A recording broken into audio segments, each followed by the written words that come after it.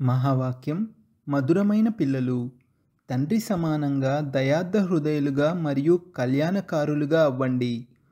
ఎవరైతే స్వయం పురుషార్థం చేస్తారో మరియు ఇతరుల చేత కూడా చేయిస్తారో వారే వివేకవంతులు. మధురమైన పిల్లలు తండ్రి సమానంగా దయార్థ హృదయులుగా మరియు కళ్యాణకారులుగా అవ్వండి. ఎవరైతే స్వయం పురుషార్థం చేస్తారో మరియు ఇతరుల చేత కూడా చేయిస్తారో వారే వివేకవంతులు. ప్రశ్న: పిల్లలైన మీరు మీ చదువు ద్వారా ఏ చెకింగ్ను చేయగలుగుతారు? మీ పురుషార్థం ఏమిటి? చదువు ద్వారా మీరు ఏ చెకింగ్ను చేయగలుగుతారంటే, మేము ఉత్తమ పాత్రను అభినయిస్తున్నామా, లేక మధ్యమ పాత్రను అభినయిస్తున్నామా, లేక కనిష్ట పాత్రను అభినయిస్తున్నామా? అందరికంటే ఉత్తమ పాత్ర అని ఎవరిది అంటారంటే, ఎవరైతే ఇతరులను కూడా ఉత్తములుగా తయారు చేస్తారో, అనగా సేవ చేసి బ్రాహ్మణుల వృద్ధిని చేస్తారో వారిది ఉత్తమ పాత్ర. మీ పురుషార్థం ఏమిటంటే పాత చొప్పును తీసి కొత్త చొప్పును వేసుకోవటం. ఆత్మ ఎప్పుడైతే చొప్పు అనగా ఇక్కడ శరీరము, ఆత్మ ఎప్పుడైతే పవిత్రంగా అవుతుందో అప్పుడు దానికి కొత్త పవిత్ర చొప్పు అంటే శరీరం, కొత్త పవిత్ర శరీరం లభిస్తుంది. ధారణ కొరకు ముఖ్య సారము. మొదటి పాయింట్: జ్ఞానము మరియు యోగము ద్వారా మీ బుద్ధిని రీఫైన్గా చేసుకోవాలి. తండ్రిని మర్చిపోయే పొరపాటును ఎప్పుడూ చేయకూడదు. ప్రేయసిగా అయి ప్రియుడిని స్మృతి చేయాలి.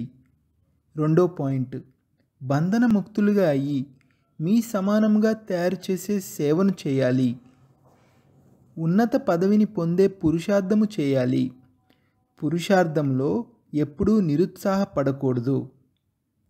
వరదానము: ఒక్క నిమిషం యొక్క ఏకాగ్ర స్థితి ద్వారా శక్తిశాలి అనుభవాన్ని చేసే మరియు చేయించే ఏకాంతవాసి భవ.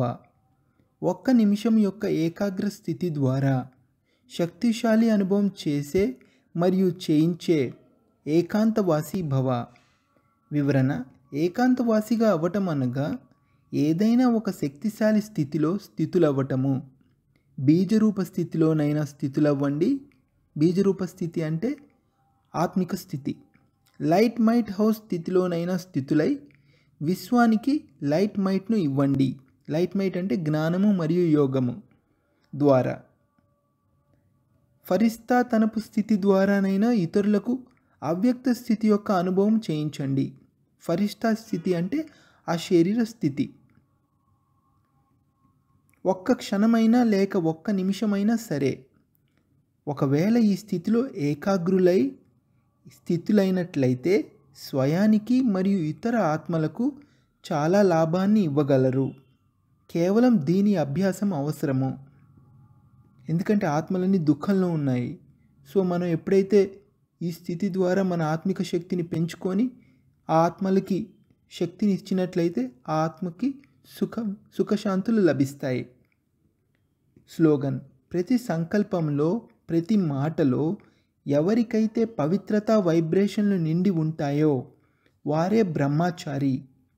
ప్రతి సంకల్పంలో, ప్రతి మాటలో ఎవరికైతే పవిత్రత వైబ్రేషన్లు నిండి ఉంటాయో వారే బ్రహ్మచారి.